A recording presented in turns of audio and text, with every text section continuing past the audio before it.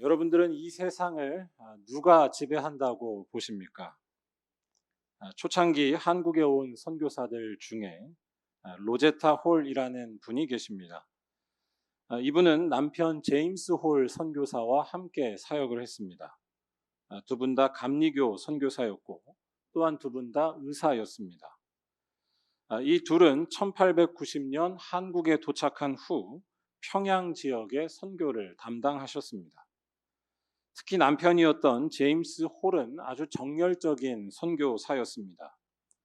그는 한국에 도착한 지 3개월도 안 되어서 저 멀리 신의주까지 선교 답사를 다녀올 정도였습니다.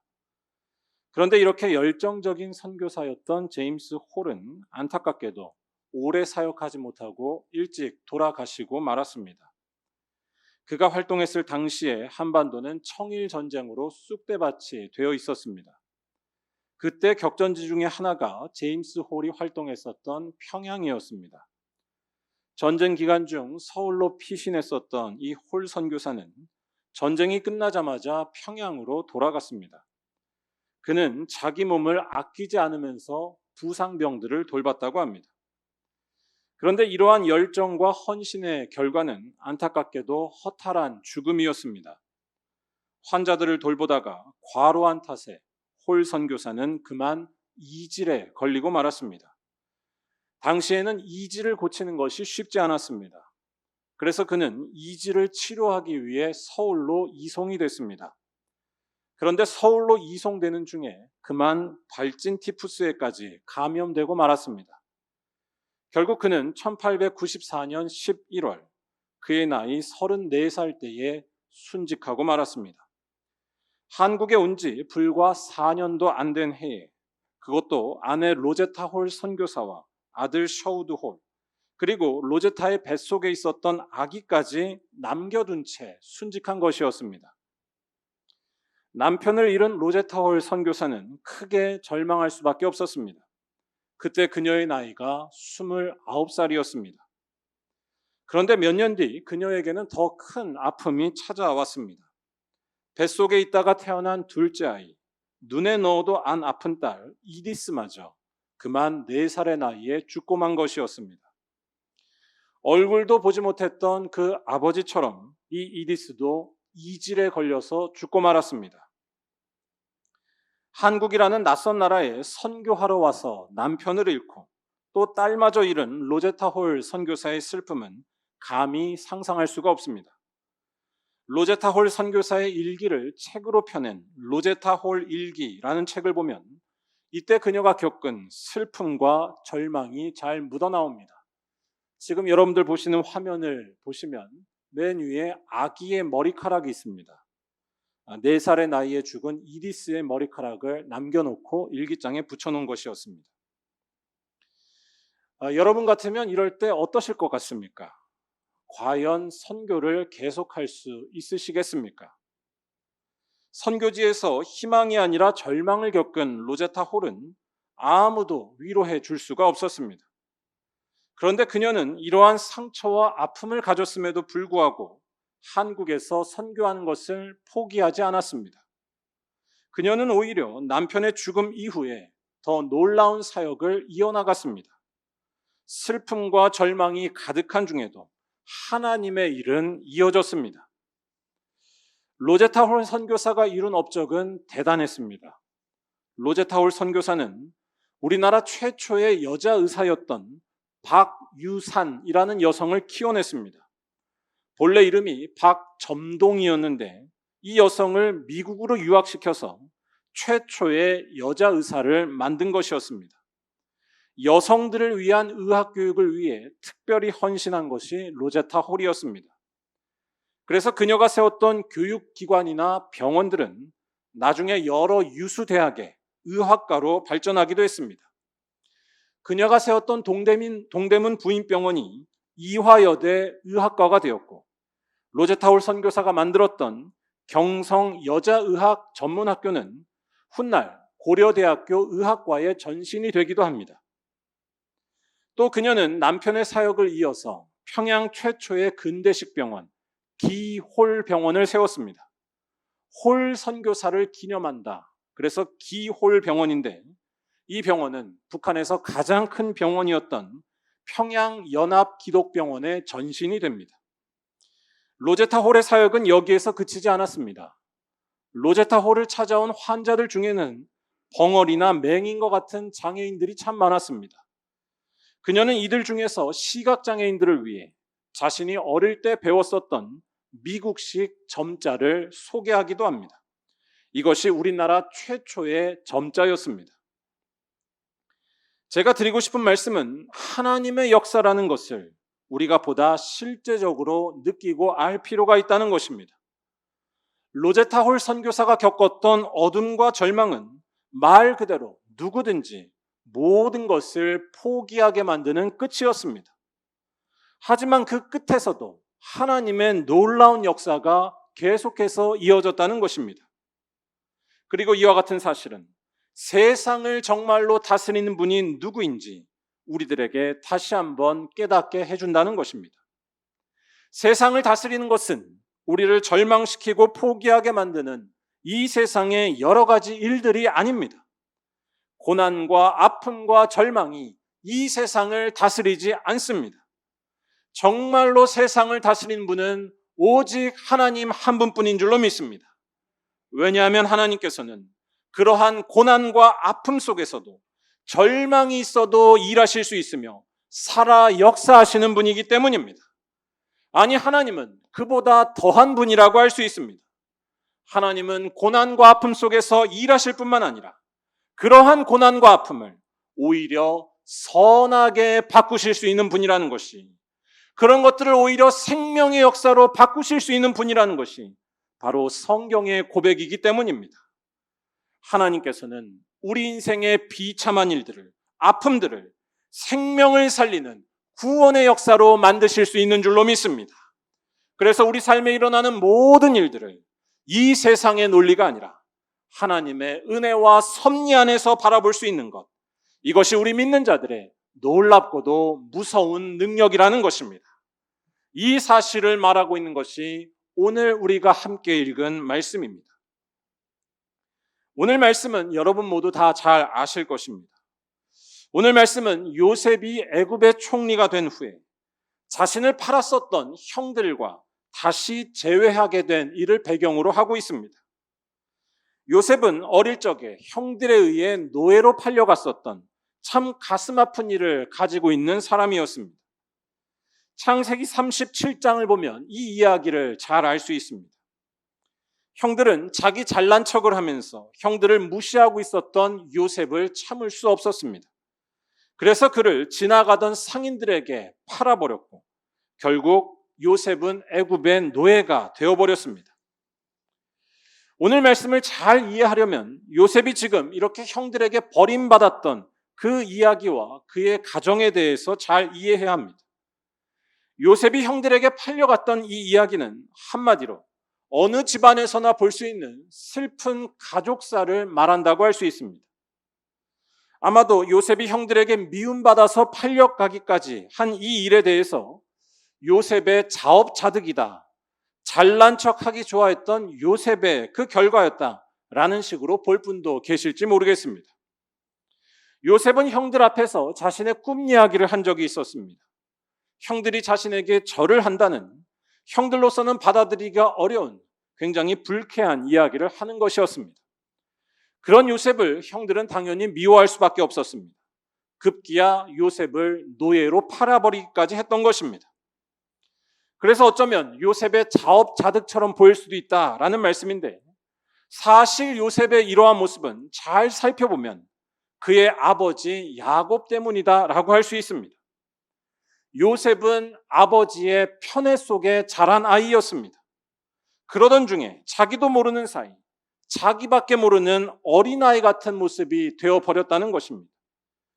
요셉이 형들에게 꿈 자랑을 할 때의 말씀을 잘 보면 의도적이라기보다는 철없는 어린아이의 모습에 가깝다는 것을 알 수 있습니다. 그런데 이렇게 자기 아들 요셉을 어리광이처럼 만든 이 야곱도 우리가 잘 볼 필요가 있습니다. 야곱도 나름의 사연이 있었습니다. 요셉은 야곱이 가장 사랑했던 아내 라헬의 첫째 아들이었습니다. 야곱은 라헬을 가장 사랑했었습니다. 하지만 안타깝게도 라헬은 일찍 죽고 말았습니다. 라헬이 요셉 다음 베냐민을 낳다가 그만 죽어버린 일이었습니다. 가장 사랑하는 아내를 잃어버린 야곱은 그 허전함과 상실감을 라헬이 낳아준 아들들에 대한 특별한 애정으로 채우고자 노력했습니다. 요셉과 베냐민만을 지극정성으로 아끼며 돌본 것이었습니다. 그리고 그러한 야곱의 삐뚤어진 편애가 결국엔 집안에 문제를 일으켰습니다. 형들이 동생을 미워하고 그 동생을 팔아버리고 마는 가족 간의 비극으로 이어졌던 것입니다. 여러분들은 이러한 야곱 가문의 이야기와 또한 요셉의 삶을 보면서 어떤 느낌이 드시나요?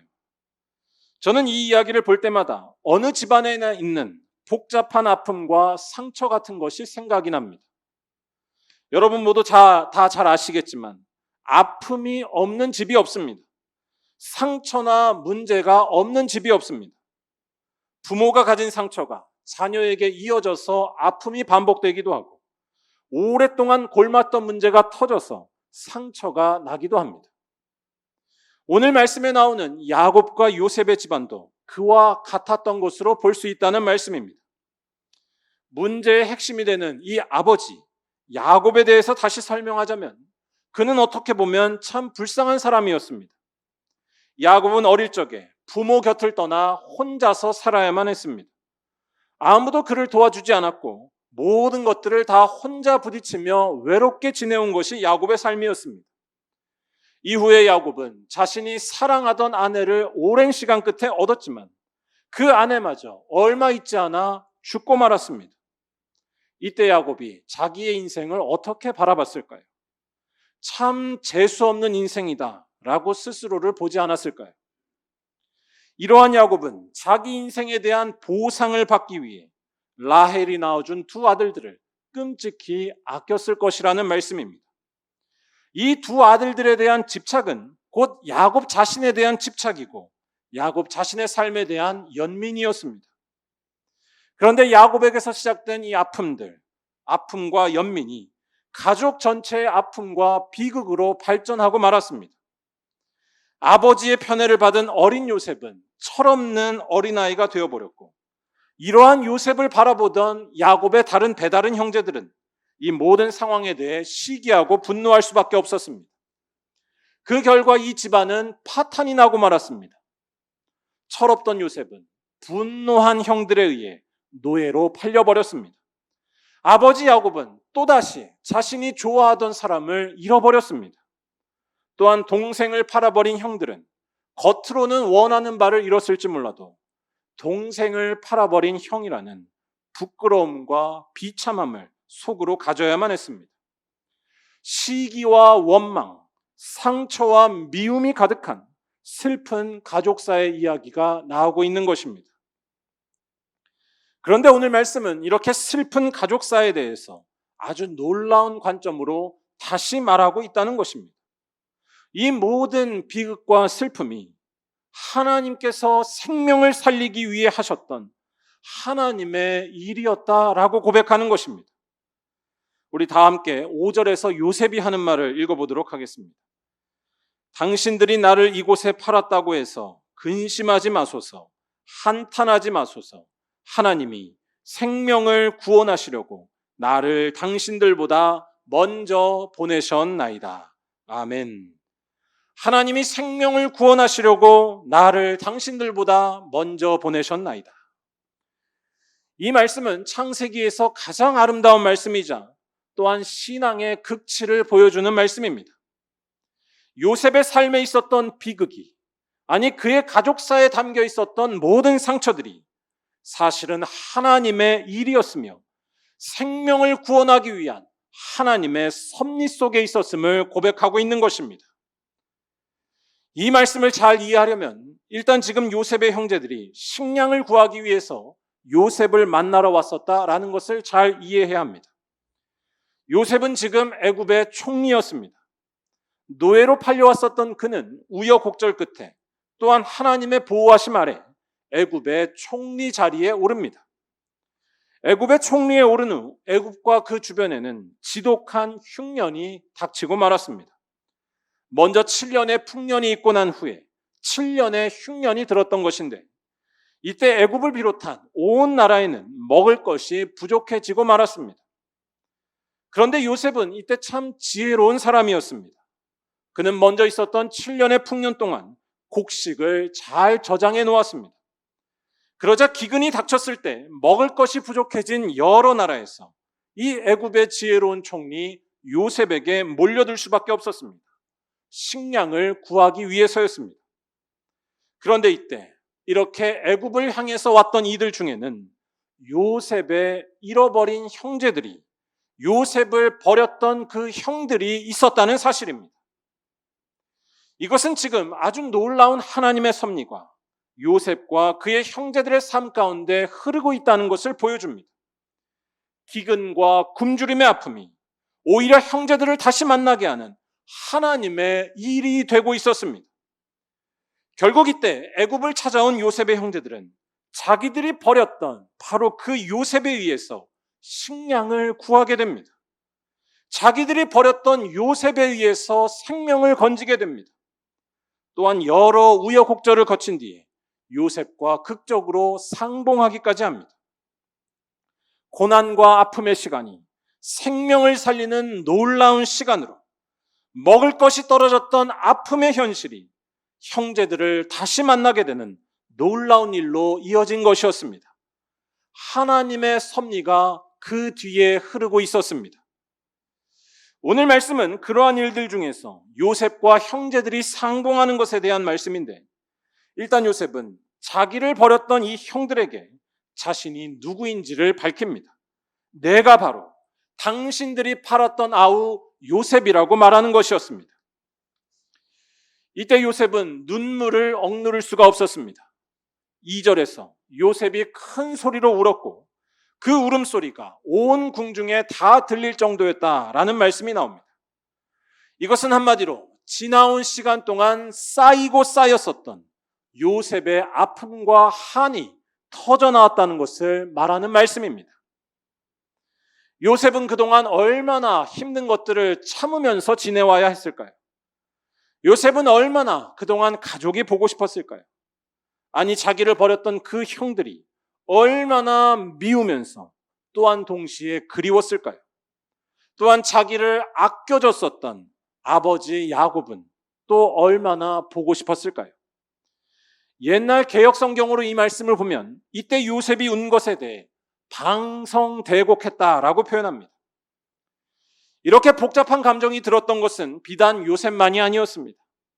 자기들이 버렸던 요셉이 자신들의 목숨을 구해주는 애굽의 총리가 되었다는 것을 알게 된 요셉의 형제들은 완전히 얼어붙고 말았습니다.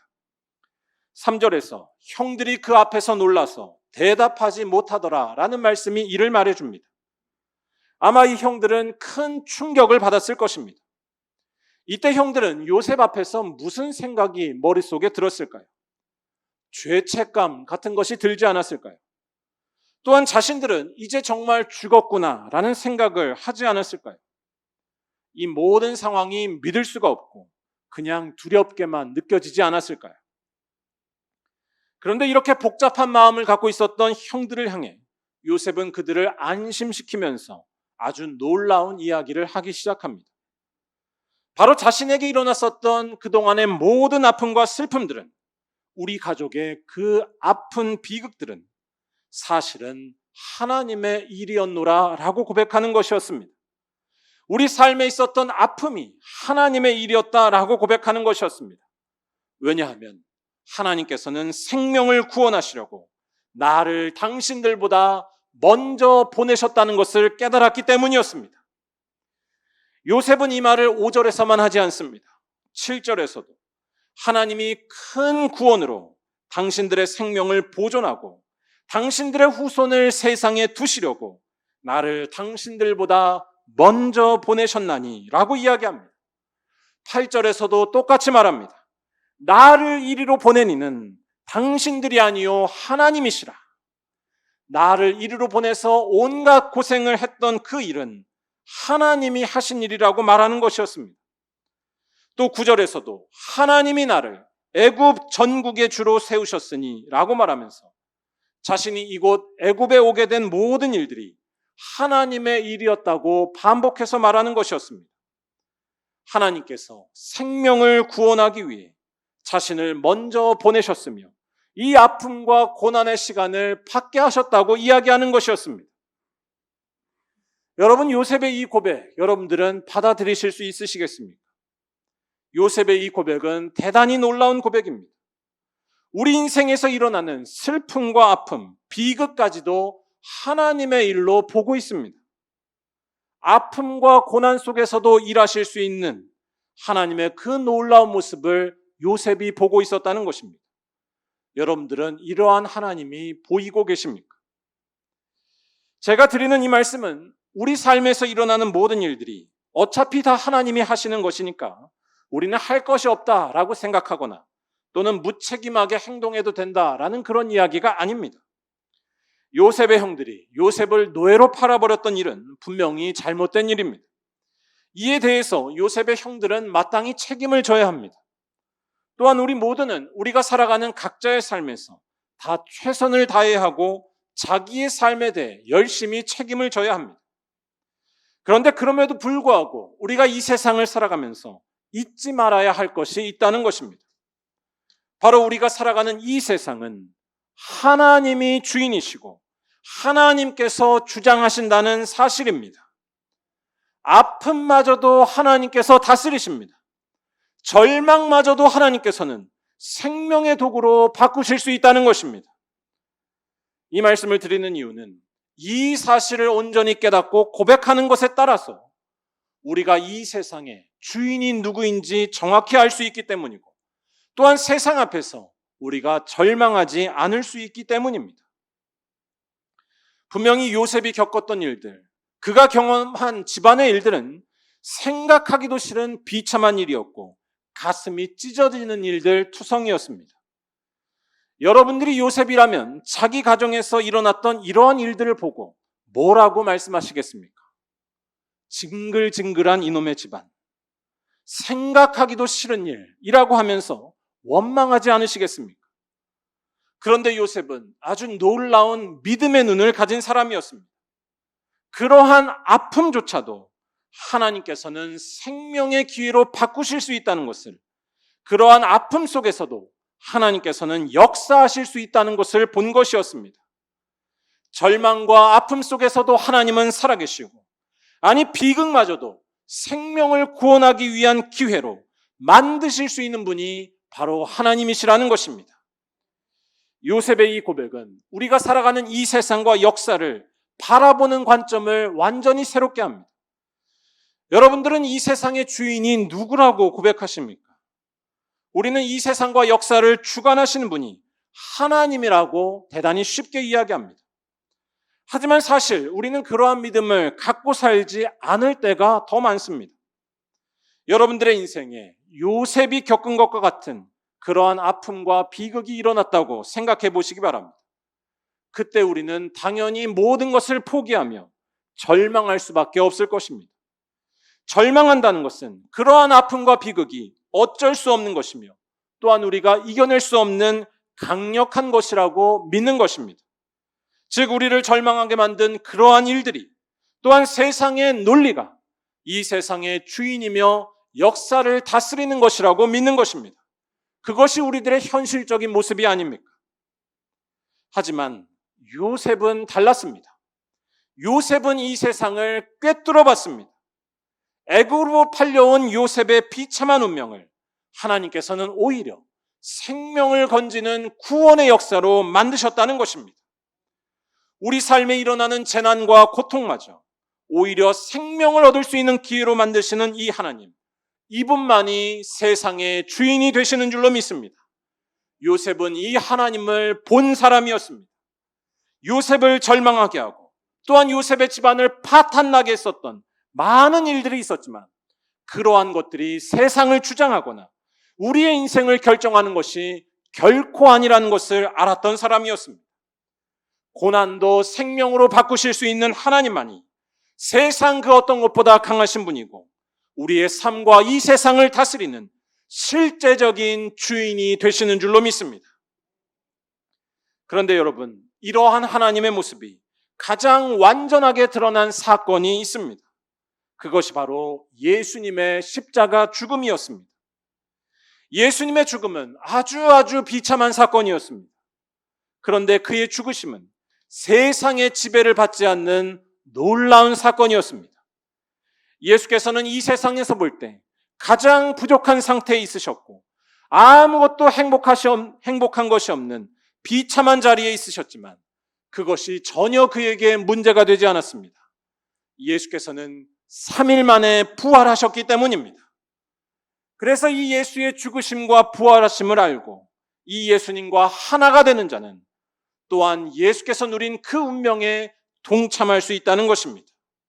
즉 절망과 아픔 중에도 생명을 얻을 수가 있고 눈물 나고 슬픈 일이 있어도 망하지 않는 인생이 되는 길이 바로 예수와 하나 되는 것에 있다는 것입니다.